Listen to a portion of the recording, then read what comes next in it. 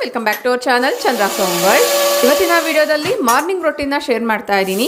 ಈ ಒಂದು ರೊಟೀನಲ್ಲಿ ಬೆಳಗ್ಗೆನೆ ಪೂಜೆ, ಅಡುಗೆ, ವಾಕಿಂಗ್, ಮನೆ ಕೆಲಸ, ಮನೆ ಕ್ಲೀನಿಂಗ್ ಎಲ್ಲ ಯಾವ ರೀತಿ ಮ್ಯಾನೇಜ್ ಮಾಡ್ತೀನಿ ಅನ್ನೋದನ್ನ ನೀವು ಇಲ್ಲಿ ಒನ್ ಬೈ ಒನ್ ನೋಡ್ತಾ ಹೋಗ್ತೀರಾ. ಆದಷ್ಟು ವಿಡಿಯೋನ ಎಲ್ಲೂ ಸ್ಕಿಪ್ ಮಾಡಿದಿರಾ, ಕೊನೆವರೆಗೂ ನೋಡ್ತಾ ಹೋಗಿ. ವಿಡಿಯೋ ನೋಡೋದಕ್ಕಿಂತ ಮುಂಚೆ ನೀವೇನಾದರೂ ನಮ್ಮ ಚಾನಲ್ನ ಫಸ್ಟ್ ಟೈಮ್ ವಿಸಿಟ್ ಮಾಡ್ತಾ ಇದ್ರೆ ಈಗಲೇ ಸಬ್ಸ್ಕ್ರೈಬ್ ಮಾಡಿಕೊಂಡು ಪಕ್ಕದಲ್ಲಿರುವಂಥ ಬೆಲ್ ಐಕನ್ನ ಕ್ಲಿಕ್ ಮಾಡಿ. ಬೆಲ್ ಐಕನ್ ಕ್ಲಿಕ್ ಮಾಡಿ ಆಲ್ ಆಪ್ಷನ್ ಕ್ಲಿಕ್ ಮಾಡೋದ್ರಿಂದ ನಾನು ನೆಕ್ಸ್ಟ್ ವಿಡಿಯೋ ಹಾಕಿದ ಕೂಡಲೇ ನಿಮಗೆ ನೋಟಿಫಿಕೇಶನ್ಸ್ ಅನ್ನೋದು ಬರುತ್ತೆ. ನೀವೇ ಫಸ್ಟಾಗಿ ನಮ್ಮ ವೀಡಿಯೋಸ್ನ ನೋಡ್ಬೋದು. ವಿಡಿಯೋನ ಅಬ್ಸರ್ವ್ ಮಾಡೋದಾದರೆ ಫಸ್ಟ್ ಕೆಟಲಲ್ಲಿ ಬಿಸಿ ನೀರನ್ನ ಕಾಯಿಸಿ ಸೈಡ್ಗೆ ಇಟ್ಟಿದ್ದೀನಿ. ಅದು ಸ್ವಲ್ಪ ತಣ್ಣಗಾಗಲಿ ಅಷ್ಟರಲ್ಲಿ ಮಿಲ್ಕ್ನ ಬಾಯ್ಲ್ ಮಾಡೋಕ್ಕೆ ಇಡ್ತಾ ಇದ್ದೀನಿ.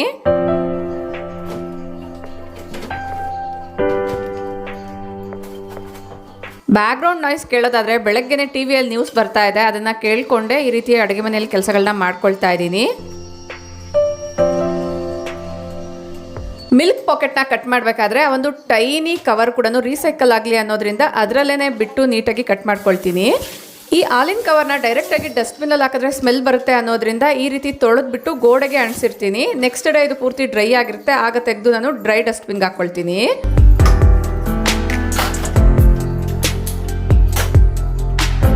ಮಿಲ್ಕ್ ಸ್ಟವ್ ಮೇಲೆ ಇಟ್ಟು ಕಿಚನ್ ಕೌಂಟರ್ನ ಕೂಡ ಒಂದ್ಸರಿ ಒರೆಸ್ಕೊಳ್ತಾ ಇದ್ದೀನಿ. ಕೌಂಟರ್ನ ಒರೆಸೋದಕ್ಕೋಸ್ಕರ ಈ ಒಂದು ಕ್ಲಾತ್ಸ್ ಏನಿದೆ, ಕಿಚನ್ ಕ್ಲಾತ್ಸ್ ಅಂತ ಸಿಗುತ್ತೆ ರೋಲಲ್ಲಿ, ಈ ವೈಪ್ಸ್ ತುಂಬಾ ಹೆಲ್ಪ್ಫುಲ್ ಆಗುತ್ತೆ. ಪ್ರತಿಯೊಂದನ್ನು ಕೂಡ ಈಸಿಯಾಗಿ ವೈಪ್ ಮಾಡ್ಕೊಳ್ಬೋದು ಮತ್ತು ಇದನ್ನು ತೊಳೆದು ಕೂಡ ಯೂಸ್ ಮಾಡ್ಬೋದು. ಟಿಶ್ಯೂ ಆದರೆ ಡೈರೆಕ್ಟಾಗಿ ಡಸ್ಟ್ಬಿನ್ಗೆ ಹಾಕಬೇಕಾಗುತ್ತೆ ಒಂದ್ಸತಿ ಯೂಸ್ ಮಾಡಿದ್ಮೇಲೆ. ಬಟ್ ಈ ಒಂದು ವೈಪ್ಸ್ ಏನಿದೆ ಒಂದ್ಸತಿ ವಾಶ್ ಮಾಡಿ ಕೂಡ ಆಲ್ಮೋಸ್ಟ್ ಒಂದು 50 ಟೈಮ್ಸ್ ಕೂಡ ಯೂಸ್ ಮಾಡ್ಕೊಳ್ಬೋದು. ಅಂದರೆ ನಾವು ಯಾವ ರೀತಿ ಸರ್ಫೇಸ್ನ ಕ್ಲೀನ್ ಮಾಡ್ತಿದ್ದೀವಿ ಅನ್ನೋದ್ರ ಮೇರೆಗೆ. ಇನ್ನು ಹಿಂದಿನ ತೊಳೆದಿಟ್ಟಿರುವಂಥ ಪಾತ್ರೆಗಳನ್ನೆಲ್ಲ ಕೂಡ ಅದರ ಪ್ಲೇಸಲ್ಲಿ ಆರ್ಗನೈಸ್ ಮಾಡ್ಕೊಳ್ತೀನಿ. ಮೊದಲು ಬಾಸ್ಕೆಟಲ್ಲಿರುವಂಥ ಪಾತ್ರೆಗಳನ್ನೆಲ್ಲ ಕೂಡ ಯಾವ್ಯಾವ ಕಬೋರ್ಡಲ್ಲಿ ಇಡಬೇಕೋ ಅದರ ಮುಂದೆನೇ ಕೌಂಟರ್ ಮೇಲೆ ಇಟ್ಕೊಳ್ತೀನಿ. ಆಗ ಒನ್ಸ್ ನಾವು ಕ್ಯಾಬಿನೆಟ್ನ ಓಪನ್ ಮಾಡಿದ ಕೂಡಲೇ ಎಲ್ಲದನ್ನು ಒಂದೇ ಸರಿ ಇಡ್ಬೋದು ಅನ್ನೋದ್ರಿಂದ. ನೋಡಿ, ಈಗ ಇದನ್ನು ಓಪನ್ ಮಾಡಿದ್ದೀನಲ್ಲ, ಇದರಲ್ಲಿ ಇಡುವಂಥದ್ದನ್ನೆಲ್ಲ ಒಂದ್ಸತಿ ಈ ಥರ ಇಟ್ಬಿಡ್ತೀನಿ. ಪ್ರತಿ ಸರಿ ಓಪನ್ ಮಾಡಿ ಕ್ಲೋಸ್ ಮಾಡೋದಕ್ಕಿಂತ ಎಲ್ಲೆಲ್ಲಿ ಪಾತ್ರೆಗಳನ್ನ ಜೋಡಿಸ್ಬೇಕೋ ಆ ಒಂದು ಕ್ಯಾಬಿನೆಟ್ ಹತ್ರನೇ ಕೌಂಟರ್ ಮೇಲೆ ಇಟ್ಕೊಂಡ್ರೆ ಇಮ್ಮಿಡಿಯೇಟಾಗಿ ಎಲ್ಲದನ್ನು ಕೂಡ ಒನ್ಸ್ ಓಪನ್ ಮಾಡಿ ಇಟ್ಬಿಟ್ಟು ಕ್ಲೋಸ್ ಮಾಡ್ಬೋದು.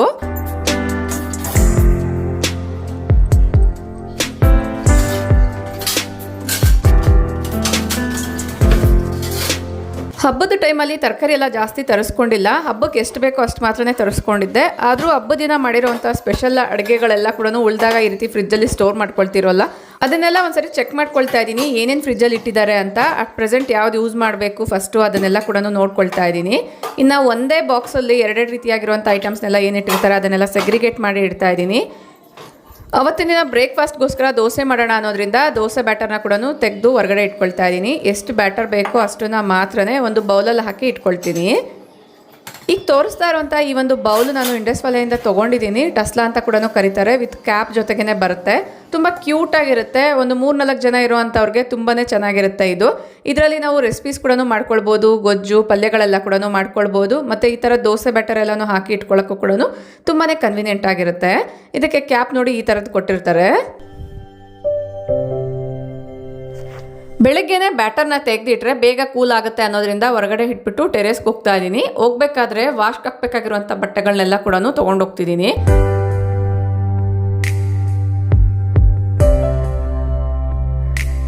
ಸ್ನಾನ ಮಾಡಿದಾಗ ಯೂಸ್ ಮಾಡಿರೋಂಥ ಟವಲ್ಸ್ನೆಲ್ಲ ಕೂಡ ಒಟ್ಟಿಗೆ ತೊಗೊಂಡು ಹೋದರೆ ಒಂದೇ ಸರಿ ವಾಶ್ಗೆ ಹಾಕ್ಬೋದು ಅನ್ನೋದ್ರಿಂದ.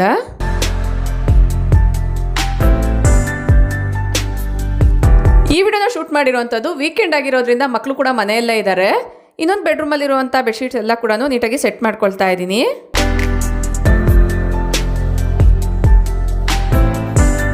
ಬೆಳಗ್ಗೆನೆ ವಿಂಡೋಸು, ಬಾಲ್ಕನಿ ಡೋರ್ಸ್ ಎಲ್ಲ ಕೂಡ ಓಪನ್ ಮಾಡಿ ಇಡ್ತೀನಿ. ಫ್ರೆಶ್ ಆಗಿರುವಂಥ ಗಾಳಿ ಬೆಳಕು ಬರುತ್ತೆ ಅನ್ನೋದ್ರಿಂದ. ಒಂದು ಕಡೆ ಕ್ಲೀನಿಂಗ್ ಕೆಲಸಗಳೆಲ್ಲ ಕೂಡ ಮುಗಿತಾ ಇದೆ, ಇನ್ನೊಂದು ಕಡೆ ನನ್ನದೇ ಆದಂಥ ರೊಟೀನ್ನ ಫಾಲೋ ಮಾಡ್ತಾ ಇದ್ದೀನಿ. ಸಣ್ಣ ಪುಟ್ಟ ಕೆಲಸಗಳೆಲ್ಲ ಮುಗಿಸ್ಕೊಂಡು ಆಮೇಲೆ ವಾಕಿಂಗ್ ಹೋಗಿ ಬರೋಣ ಅನ್ನೋದ್ರಿಂದ.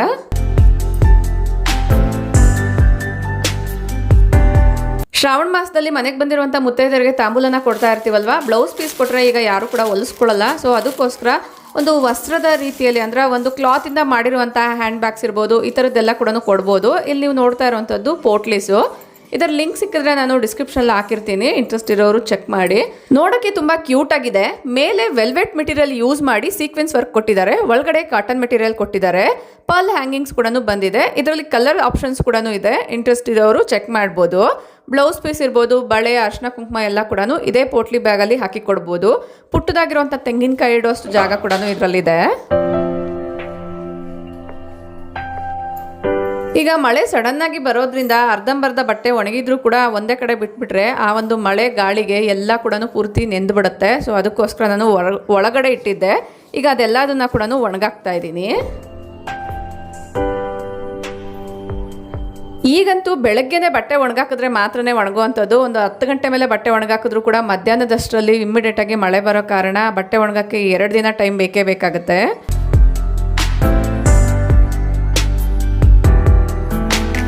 ಇದೆಲ್ಲ ಹಿಂದಿನ ದಿನ ಹ್ಯಾಂಡ್ ವಾಶ್ ಮಾಡಿರೋವಂಥ ಬಟ್ಟೆ ಅರ್ಧಂಬರ್ಧ ಒಣಗಿರೋ ಕಾರಣ ನಾನು ಒಂದು ಕಡೆ ಇಟ್ಟಿದ್ದೆ. ಈಗ ಬೆಳಗ್ಗೆನೆ ಇದನ್ನೆಲ್ಲ ಒಣಗಾಕಿದ್ರೆ ಆಲ್ಮೋಸ್ಟ್ ಒಂದು ಸ್ವಲ್ಪ ಬಿಸಿಲು ಬಂದರೂ ಕೂಡ ಆಫ್ಟರ್ನೂನ್ ಅಷ್ಟರೊಳಗಡೆ ತೆಗಿಬೋದು ಅನ್ನೋದ್ರಿಂದ ಈ ಥರ ಒಣಗಾಕ್ತಿದ್ದೀನಿ. ಇಷ್ಟು ದಿನ ಟೆರೇಸಿಗೆ ಬಂದರೆ ಬಟ್ಟೆ ಒಣಗಾಕಿ ಗಿಡಗಳಿಗೆ ನೀರು ಹಾಕಿ ಹೋಗ್ತಿದ್ದೆ. ಈಗ ಮಳೆ ಜಾಸ್ತಿ ಆಗಿರೋ ಕಾರಣ ಯಾವ್ಯಾವ ಪಾಟಲ್ಲಿ ವಾಟರ್ ಎಲ್ಲನೂ ಇದೆ ಅದನ್ನೆಲ್ಲ ಕೂಡ ಈ ರೀತಿ ಚೆಲ್ಬಿಟ್ಟು ಪೂಜೆಗೆ ಬೇಕಾಗಿರುವಂಥ ಹೂಗಳನ್ನ ಅದರಲ್ಲಿ ಯಾವ್ಯಾವುದು ಚೆನ್ನಾಗಿ ಅರಳಿದೆಯೋ ಅದನ್ನು ಈ ಥರ ಹಾರ್ವೆಸ್ಟ್ ಮಾಡ್ತಾ ಇದ್ದೀನಿ. ಈ ಹೂಗಳಂತೂ ಮಳೆಯಲ್ಲಿ ನೆಂದು ತುಂಬ ಫ್ರೆಶ್ ಆಗಿದೆ. ಬಟ್ ನೀರೆಲ್ಲನೂ ಜಾಸ್ತಿ ಇದೆ, ಸ್ಟೋರ್ ಮಾಡಬೇಕು ಅಂದರೆ ಆಗಲ್ಲ. ಇದನ್ನು ಇವತ್ತಿನ ದಿನನೇ ಯೂಸ್ ಮಾಡಬೇಕು. ಒಂದು ವೇಳೆ ಸ್ಟೋರ್ ಮಾಡ್ತೀವಿ ಅಂದರೆ ಆ ಒಂದು ವೆಟ್ನೆಸ್ಗೆ ಬೇಗನೆ ಕೊಳ್ತೋಗೋ ಚಾನ್ಸ್ ಇರುತ್ತೆ.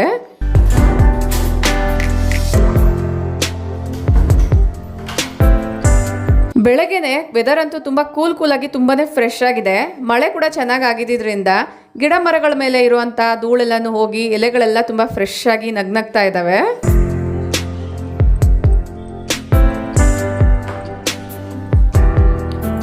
ಮನೆ ಕ್ಲೀನಿಂಗ್ ಎಲ್ಲ ಮುಗಿದ್ಮೇಲೆ ಒಂದೇ ಸಮನ ಪೂಜೆ ಮಾಡ್ಬೋದು ಅಂತ ಹೂಗಳನ್ನ ಪೂಜೆ ರೂಮಲ್ಲಿ ಇಡ್ತಾ ಇದ್ದೀನಿ. ಮಿಲ್ಕ್ ಬಾಯ್ಲ್ ಮಾಡೋಕ್ಕೆ ಇಟ್ಟು ಹೋಗಿದ್ದೆ. ಮಿಲ್ಕ್ ಕೂಡ ಚೆನ್ನಾಗಿ ಬಾಯ್ಲ್ ಆಗಿದೆ. ಸ್ಟವ್ ಎಲ್ಲ ಕೂಡ ಆಫ್ ಮಾಡಿದ್ದಾರೆ. ಈಗ ನಾನು ಎಪ್ಪಕ್ಕೆ ಬೇಕಾಗಿರುವಂಥ ಅಂದರೆ ಮೊಸರು ಮಾಡೋಕ್ಕೆ ಬೇಕಾಗಿರುವಂಥ ಹಾಲನ್ನ ಒಂದು ಸೆರಾಮಿಕ್ ಪಾತ್ರೆಯಲ್ಲಿ ಹಾಕ್ಬಿಟ್ಟು ಸೈಡ್ಗೆ ಇಟ್ಕೊಳ್ತೀನಿ. ಉಗುರು ಬೆಚ್ಚಗೆ ಆದಮೇಲೆ ಒರೆಸ್ಬೋದು ಅನ್ನೋದ್ರಿಂದ. ನಾನು ಆಗಲೇ ಹೇಳ್ದಂಗೆ ಈ ಒಂದು ಕಿಚನ್ ಕ್ಲಾತ್ಸ್ ತುಂಬಾ ಹೆಲ್ಪ್ಫುಲ್ ಆಗುತ್ತೆ. ಅಲ್ಪ ಸ್ವಲ್ಪ ಚೆಲ್ಲಿದ್ರು ಕೂಡ ಕ್ವಿಕ್ಕಾಗಿ ಒರೆಸ್ಕೊಂಡ್ಬಿಡ್ಬೋದು. ಅದೇ ಬಟ್ಟೆಯಿಂದ ಒರೆಸಿದ್ರು ಕೂಡ ಈಸಿ ಆಗುತ್ತೆ. ಬಟ್ ಬಟ್ಟೆನ ಮತ್ತೆ ವಾಶ್ ಮಾಡಲೇಬೇಕಾಗತ್ತೆ. ಬೆಳಗ್ಗೆನೇ ಡಿಟಾಕ್ಸ್ ವಾಟರ್ನ ತೊಗೊಳ್ತೀನಲ್ವ, ಬಿಸಿ ನೀರು ಜೊತೆಗೆ ಒಂದು ಸ್ವಲ್ಪ ಲೆಮನ್ ಜ್ಯೂಸ್ನ ಹಾಕ್ಕೊಂಡಿದ್ದೀನಿ. ಮೇಯ್ನಾಗಿ ತುಂಬ ಜನಕ್ಕೆ ವಿಟಮಿನ್ ಡಿ ಡಿಫಿಷಿಯನ್ಸಿ ಇರುತ್ತೆ. ಅದಕ್ಕೆ ವಿಟಮಿನ್ ಡಿ ಟ್ಯಾಬ್ಲೆಟ್ಸ್ ಮಾತ್ರನೇ ಯೂಸ್ ಮಾಡ್ತಿರ್ತಾರೆ. ಹ್ಯೂಮನ್ ಬಾಡಿ ವಿಟಮಿನ್ ಡಿನ ಅಬ್ಸರ್ವ್ ಮಾಡ್ಕೊಳ್ಬೇಕು ಅಂದರೆ ವಿಟಮಿನ್ ಸಿ ಅನ್ನೋದು ಇರಬೇಕು. ವಿಟಮಿನ್ ಸಿ ಸಿಟ್ರಿಕ್ ಫ್ರೂಟ್ಸಲ್ಲಿ ಜಾಸ್ತಿ ಇರುತ್ತೆ. ಲೆಮನ್ ಇರ್ಬೋದು, ಮತ್ತು ಆರೆಂಜ್ ಈ ಥರದ ಫ್ರೂಟ್ಸಲ್ಲಿ ಜಾಸ್ತಿನೇ ಇರುತ್ತೆ, ಹುಳಿ ಇರುವಂಥ ಹಣ್ಣುಗಳಲ್ಲಿ. ಇದನ್ನು ನಾವು ರೆಗ್ಯುಲರ್ ಆಗಿ ತೊಗೊಳೋದ್ರಿಂದ ಜಸ್ಟ್ ನಾವು ನಾರ್ಮಲ್ ಬಿಸಿಲಿಗೆ ಹೋದ್ರೂ ಕೂಡ ನಮ್ಮ ಬಾಡಿ ವಿಟಮಿನ್ ಡಿನ ಈಸಿಯಾಗಿ ಅಬ್ಸರ್ವ್ ಮಾಡ್ಕೊಳ್ಳುತ್ತೆ.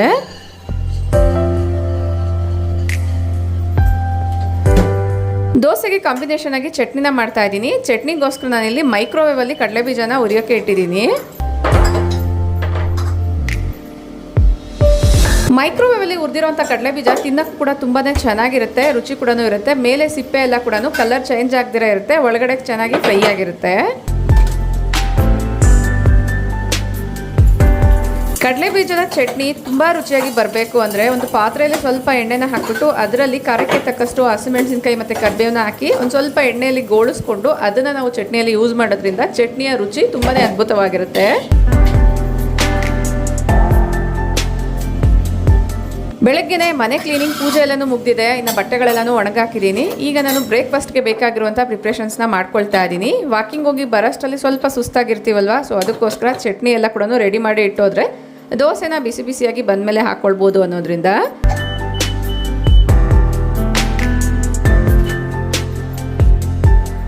ಮಕ್ಕಳು ಫ್ರೆಶ್ ಅಪ್ ಆಗಿ ಬರೋಷ್ಟರಲ್ಲಿ ಚಟ್ನಿನ ಮಾಡ್ಕೊಳ್ಬೋದು ಅನ್ನೋದ್ರಿಂದ ಹುರಿದಿರುವಂಥ ಕಡಲೆಬೀಜನ ತಣ್ಣಗಾಗಕ್ಕೆ ಬಿಟ್ಟು ಕಾಫಿನ ಮಿಕ್ಸ್ ಮಾಡ್ಕೊಳ್ತಾ ಇದ್ದೀನಿ. ಇನ್ನು ಈ ಥರ ನೀರಿರ್ಬೋದು ಅಥವಾ ಮಿಲ್ಕ್ನ ಒಂದು ಪಾತ್ರೆಯಿಂದ ಒಂದು ಗ್ಲಾಸಿಂದ ಇನ್ನೊಂದು ಗ್ಲಾಸ್ಗೆ ಟ್ರಾನ್ಸ್ಫರ್ ಮಾಡಬೇಕಾದ್ರೆ ಚೆಲ್ಲೋ ಚಾನ್ಸ್ ಇರುತ್ತೆ. ಸ್ಪೂನ್ನ ಅಡ್ಡ ಇಟ್ಕೊಂಡ್ರೆ ಯಾವುದೇ ಕಾರಣಕ್ಕೂ ಕೂಡ ಚೆಲ್ಲಲ್ಲ. ನಾನಿಲ್ಲಿ ಈ ಒಂದು ವೈಪ್ಸ್ನ ಯಾವ ಥರ ಯೂಸ್ ಮಾಡ್ಬೋದು ಅನ್ನೋದು ತೋರಿಸೋದಕ್ಕೋಸ್ಕರ ಸ್ವಲ್ಪ ಹಾಲನ್ನ ಚೆಲ್ಲಿದ್ದೀನಿ. ಈ ಒಂದು ವೈಪ್ಸ್ 3 ಕಲರಲ್ಲೂ ಬರುತ್ತೆ, ಬ್ಲೂ, ಗ್ರೀನ್, ಪಿಂಕ್ ಕಲರಲ್ಲಿ ಬರುತ್ತೆ. ನಾನಿಲ್ಲಿ ಬ್ಲೂ ಕಲರ್ ತೋರಿಸ್ತಾ ಇದ್ದೀನಿ. ಕಿಚನ್ ವೈಪ್ಸ್ ಅಲ್ಲಿ ಸ್ಪಾಂಜ್ ವೈಪ್ಸ್ ಕೂಡ ಸಿಗುತ್ತೆ, ಬಟ್ ಅದನ್ನ ಯೂಸ್ ಮಾಡ್ತಾ ಆಲ್ಮೋಸ್ಟ್ 15 ಡೇಸ್ಗೆ ಒಂದ್ಸಾದ್ರೂ ಕೂಡ ಚೇಂಜ್ ಮಾಡಲೇಬೇಕಾಗುತ್ತೆ. ಬಟ್ ಈಗೇನು ತೋರಿಸ್ದೆ ಇದನ್ನ ನಾವು ಟಿಶ್ಯೂ ತರ ಕಟ್ ಮಾಡ್ಕೊಳ್ಬೋದು. ಆಲ್ಮೋಸ್ಟ್ ಅದರಲ್ಲೇ ಕಟ್ಟಿಂಗ್ ಎಲ್ಲಾನು ಬಂದಿರುತ್ತೆ. ಈಸಿಯಾಗಿ ನಾವು ಟೇರ್ ಮಾಡಿಕೊಂಡು ಯೂಸ್ ಮಾಡಿ ಒಂದು 4-5 ಸರಿ ಅಥವಾ ಒಂದು ದಿನಕ್ಕೆ ಒಂದು ವೈಪ್ಸ್ನ ಯೂಸ್ ಮಾಡಿ ಕೂಡ ಡೈರೆಕ್ಟ್ ಆಗಿ ನಾವು ಬಿಸಾಕ್ಬೋದು. ಇಲ್ಲಿ ನಾನು ಮೊಸರು ಮಾಡೋದಕ್ಕೋಸ್ಕರ ಹಾಲ್ಗೆ ಸ್ವಲ್ಪ ಹೆಪ್ಪನ್ನ ಹಾಕ್ಬಿಟ್ಟು ಈ ಒಂದು ಹಾಲಿನ ಪಾತ್ರೆನ ಡೈರೆಕ್ಟ್ ಆಗಿ ಮೈಕ್ರೋವೇವಲ್ಲಿ ಇಡ್ತೀನಿ. ಈ ತರ ಇಡೋದ್ರಿಂದ ಮೊಸರು ಬೇಗನೆ ಆಗುತ್ತೆ.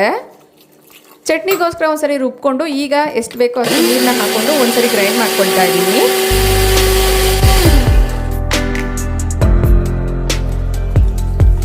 ಲಾಂಗ್ ಬ್ಯಾಕ್ ಎಗೋ ಕೂಡ ಈ ಒಂದು ಚಟ್ನಿ ರೆಸಿಪಿನ ತೋರಿಸಿದ್ದೆ. ಈ ಥರ ಮಾಡೋದಾದರೆ ಚಟ್ನಿ ತುಂಬಾ ರುಚಿಯಾಗಿ ಬರುತ್ತೆ. ಇಂಟ್ರೆಸ್ಟ್ ಇರೋರು ಒಂದ್ಸರಿ ಟ್ರೈ ಮಾಡಿ ನೋಡಿ.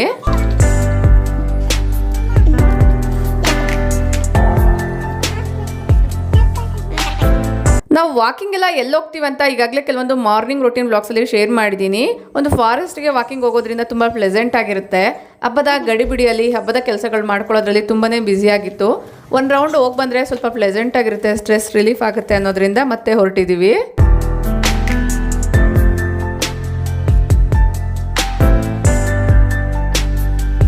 ಮಕ್ಕಳು ರಜಾ ಇದ್ದಾಗ ಅಥವಾ ಸ್ಕೂಲಿಂದ ಬಂದ ಮೇಲೆ ಮನೆ ಹತ್ರ ಇಲ್ಲ ಪಾರ್ಕ್ ಹತ್ರ ಹೋಗಿ ಒಂದು ರೌಂಡ್ ಆಟಾಡ್ಕೊಂಡು ಬರ್ತಿರ್ತಾರೆ. ನೇಚರ್ ಜೊತೆಗೆ ಒಂದು ಒಳ್ಳೆ ಬಾಂಡಿಂಗ್ ಇರಬೇಕು ಅಂದರೆ ಇಲ್ಲ ಹಳ್ಳಿ ವಾತಾವರಣಕ್ಕಾದರೂ ಎಕ್ಸ್ಪ್ಲೋರ್ ಮಾಡಬೇಕು ಅಥವಾ ಹತ್ತಿರದಲ್ಲಿರುವಂಥ ಫಾರೆಸ್ಟ್ ಏರಿಯಾಸ್ಗಾದರೂ ಕೂಡ ವಿಸಿಟ್ ಮಾಡೋದಾದರೆ ಈ ಒಂದು ನೇಚರ್ನ ನಾವು ಈಸಿಯಾಗಿ ಎಕ್ಸ್ಪ್ಲೋರ್ ಮಾಡ್ಬೋದು. ಅವ್ರಿಗೂ ಕೂಡ ಅವ್ರದ್ದೇ ಆದಂಥ ರಿಲೀಫ್ ಅನ್ನೋದು ಸಿಗುತ್ತೆ. ಇಲ್ಲಿ ನೀವು ನೋಡ್ತಾ ಇರ್ಬೋದು ಮೋಡ ಕವಿದಂಥ ವಾತಾವರಣ, ಮಧ್ಯದಲ್ಲಿ ಗ್ರೀನ್ ಆಗಿರುವಂಥ ಇದೆಲ್ಲಾನು ರಾಗಿ ಹಾಕಿರುವಂಥದ್ದು. ಈಗ ತಾನೇ ಸಸ್ಯಗಳು ಬಂದಿರೋದ್ರಿಂದ ತುಂಬ ಗ್ರೀನಿಶ್ ಆಗಿ ಕಾಣಿಸ್ತಿದೆ.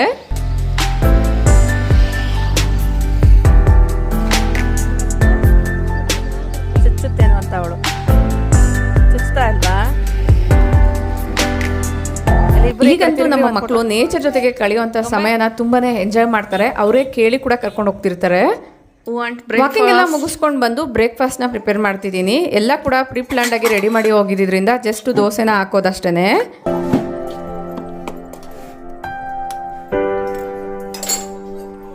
ಲಾಸ್ಟ್ ವಿಡಿಯೋಸ್ಗೆ ನಂಗೆ ಒಬ್ರು ಕಮೆಂಟ್ ಮಾಡಿದ್ರು, ಮೇಡಮ್ ನೀವು ಕ್ಯಾಸ್ಟ್ ಐರನ್ ತವಗಳನ್ನ ಯೂಸ್ ಮಾಡ್ತಿದ್ದೀರಾ ತೋರಿಸಿ ಅಂತ.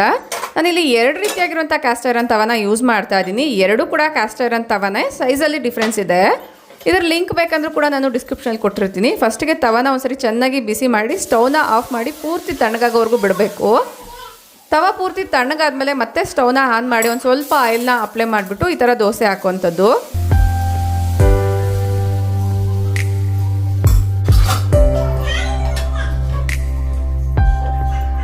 ದೋಸೆ ತವದಿಂದ ಸರಿಯಾಗಿ ಬಿಟ್ಕೊಳ್ತಿಲ್ಲ ಅನ್ನೋದಾದರೆ ಸ್ವಲ್ಪ ಈರುಳ್ಳಿನ ತಗೊಂಡು ಒಂದು ಸ್ಪೂನ್ ಸಹಾಯದಿಂದ ಅಥವಾ ಒಂದು ಚಾಕು ಸಹಾಯದಿಂದ ತವ ಮೇಲೆ ಎಲ್ಲ ಕಡೆ ರಬ್ ಮಾಡಬೇಕಾಗತ್ತೆ. ಈ ಥರ ಮಾಡೋದ್ರಿಂದ ಕೂಡ ದೋಸೆ ಪರ್ಫೆಕ್ಟಾಗಿ ಬರುತ್ತೆ ಮತ್ತು ತವಾಗ ಅಂಟ್ಕೊಳ್ದಿರ ಇರುತ್ತೆ, ಅಂದರೆ ಸ್ಟಿಕ್ ಆಗ್ದಿರ ಇರುತ್ತೆ.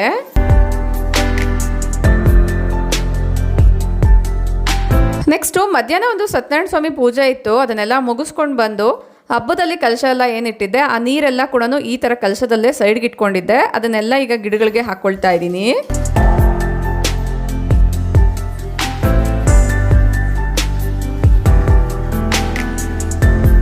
ಚೆನ್ನಾಗಿ ಮಳೆ ಆಗಿರೋ ಕಾರಣ ಎಲ್ಲ ಗಿಡಗಳಿಗೂ ವಾಟ್ರಿಂಗ್ ಮಾಡಬೇಕು ಅಂತ ಏನಿಲ್ಲ.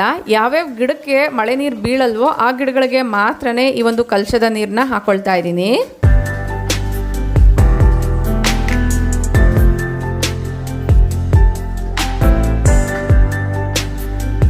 ಇಲ್ಲಿರುವಂಥ ಗಿಡಗಳಿಗೂ ಕೂಡ ಮಳೆ ಎಷ್ಟು ಜೋರಾಗಿ ಬಿದ್ದರೂ ಕೂಡ ನೀರು ಸರಿಯಾಗಿ ಬೀಳಲ್ಲ. ಸೊ ಅದಕ್ಕೋಸ್ಕರ ಕಲಶದಲ್ಲಿರುವಂಥ ನೀರನ್ನ ಹಾಕಿಬಿಟ್ಟು ಕೆಲವೊಂದು ಕಟ್ಟಿಂಗ್ಸ್ನ ಕೂಡ ಅದರಲ್ಲೇ ನೆಡ್ತಾ ಇದ್ದೀನಿ. ಪೂಜೆಯಲ್ಲಿ ಯೂಸ್ ಮಾಡಿರುವಂತಹ ಎಲ್ಲ ಪಾತ್ರೆಗಳನ್ನ ಕೂಡ ಈ ಥರ ಒಂದು ಬೌಲಲ್ಲಿ ಹಾಕಿ ಇಟ್ಟಿದ್ದೆ. ಅದನ್ನೆಲ್ಲ ಕೂಡ ಈಗ ವಾಶ್ ಮಾಡಿ ಅದರ ಜಾಗದಲ್ಲಿ ಆರ್ಗನೈಸ್ ಮಾಡ್ಕೊಳ್ಬೇಕು.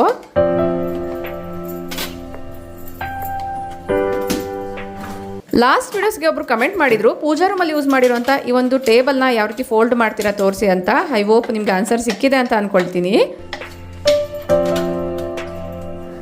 ಪೂಜೆಯಲ್ಲಿ ಯೂಸ್ ಮಾಡಿರುವಂಥ ಅರ್ಶಿನ ಕುಂಕುಮನ ಏರ್ ಟೈಟ್ ಕಂಟೈನರ್ಸಲ್ಲಿ ಸ್ಟೋರ್ ಮಾಡಿಕೊಂಡು ಆ ಬೌಲ್ಸ್ನ ಕೂಡ ವಾಶ್ ಮಾಡೋಕ್ಕೆ ಇಟ್ಕೊಳ್ತಾ ಇದ್ದೀನಿ.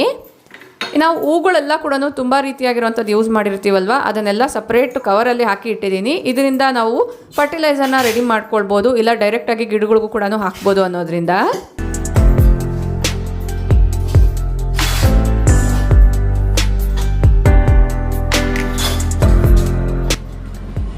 ಇದೆಲ್ಲ ಕ್ಲೀನ್ ಮಾಡಿದ್ದಾದ್ಮೇಲೆ ಸಿಗ್ತೀನಿ. ಪೂಜಾ ವಸ್ತುಗಳನ್ನ ಯಾವ್ಯಾವ ರೀತಿ ಕ್ಲೀನ್ ಮಾಡ್ತೀನಿ ಅಂತ ಈಗಾಗಲೇ ನಾನು ತುಂಬ ವೀಡಿಯೋಸ್ನ ಶೇರ್ ಮಾಡಿದ್ದೀನಿ. ಇದು ಡೀಟೇಲಾಗಿ ತೋರಿಸ್ತಾ ಇಲ್ಲ, ಜಸ್ಟ್ ಕ್ಲೀನ್ ಮಾಡಿದ್ದಾದ್ಮೇಲೆ ಯಾವ ರೀತಿ ಶೈನಿಂಗ್ ಇರುತ್ತೆ ಅನ್ನೋದನ್ನು ತೋರಿಸ್ತೀನಿ. ಬೆಳ್ಳಿ ಪಾತ್ರೆಗಳೆಲ್ಲ ನಾನು ಸಬೀನಾ ಪೌಡರಿಂದ ಕ್ಲೀನ್ ಮಾಡ್ತೀನಿ. ಹಿತ್ತಾಳೆ ತಾಮ್ರದ ಪಾತ್ರೆಗಳನ್ನೆಲ್ಲ ಕೂಡ ಪೀತಾಂಬರಿ ಪೌಡರಿಂದ ಕ್ಲೀನ್ ಮಾಡ್ತೀನಿ, ಇಲ್ಲ DIY ಪೇಸ್ಟ್ ಒಂದು ತೋರಿಸಿದ್ದಲ್ಲ ಲಾಸ್ಟ್ ವಿಡಿಯೋದಲ್ಲಿ, ಆ ಪೇಸ್ಟ್ನ ಯೂಸ್ ಮಾಡಿ ಕ್ಲೀನ್ ಮಾಡ್ತೀನಿ. ಎಲ್ಲದನ್ನ ನೀಟಾಗಿ ವಾಶ್ ಮಾಡಿ ಈ ಥರ ನಾನು ಡ್ರೈಯಿಂಗ್ ಮ್ಯಾಟ್ನ ಹಾಕ್ಬಿಟ್ಟು ಅದ್ರ ಮೇಲೆ ಇಡ್ತಾ ಇದ್ದೀನಿ. ನೀಟಾಗಿ ವೈಪ್ ಮಾಡಿ ಇಡೋದಾದರೆ ವಾಟರ್ ಮಾರ್ಕ್ಸ್ ಎಲ್ಲನೂ ಆಗದಿರ ಇರುತ್ತೆ ಅನ್ನೋದ್ರಿಂದ. ಆಗಲೇ ಹೇಳ್ದಂಗೆ ಸಬೀನಾ ಪೌಡರಲ್ಲಿ ನಾನು ಕ್ಲೀನಾಗಿ ವಾಶ್ ಮಾಡ್ಕೊಂಡಿದ್ದೀನಿ. ಸಬೀನಾನ ಯೂಸ್ ಮಾಡೋದ್ರಿಂದ ಒಳ್ಳೆ ಶೈನಿಂಗ್ ಕೂಡ ಬರುತ್ತೆ. ಲಾಸ್ಟ್ ವಿಡಿಯೋಸಲ್ಲಿ ಒಬ್ರು ಕಮೆಂಟ್ ಮಾಡ್ತಿದ್ರು ಸಬೀನಾನ ಯೂಸ್ ಮಾಡೋದ್ರಿಂದ ಸ್ಕ್ರ್ಯಾಚಸ್ ಆಗುತ್ತೆ ಅಂತ. ನನಗೆ ಆ ಥರದ್ದೇನು ಪ್ರಾಬ್ಲಮ್ ಆಗಿಲ್ಲ. ನೀವು ಇಂಟ್ರೆಸ್ಟ್ ಇದೆ ಒಂದ್ಸರಿ ಟ್ರೈ ಮಾಡಿ. ಜಾಸ್ತಿ ನಿಮಗೆ ಸ್ಕ್ರ್ಯಾಚಸ್ ಆಗುತ್ತೆ ಅಂದರೆ ಕೈಯಿಂದ ರಬ್ ಮಾಡಿದ್ರೇ ಬೆಟರು. ಪೂಜಾ ವಸ್ತುಗಳನ್ನ ಒರೆಸೋದಕ್ಕಂತಾನೆ ಈ ಥರ ಒಂದು ಕಾಟನ್ ದುಪ್ಪಟ್ಟನ ಇಟ್ಕೊಂಡಿರ್ತೀನಿ. ಅದರಿಂದ ಎಲ್ಲದನ್ನ ಒರೆಸಿ ಇಟ್ಕೊಳ್ತಾ ಇದ್ದೀನಿ. ಈ ವಿಡಿಯೋನ ನಾನು ಎಲ್ಲಿಗೆ ಎಂಡ್ ಮಾಡ್ತಾ ಇದ್ದೀನಿ. ಈ ವಿಡಿಯೋ ನಿಮ್ಗೆ ಇಷ್ಟ ಆಯಿತು ಒಂದ್ಸರಿ ಈಗಲೇ ಒಂದು ಲೈಕ್ ಮಾಡಿ, ನಿಮ್ಮ ಫ್ರೆಂಡ್ಸ್ ಆ್ಯಂಡ್ ಫ್ಯಾಮಿಲಿ ಜೊತೆಗೂ ಶೇರ್ ಮಾಡಿ. Thank you for watching. ನಮಸ್ತೆ.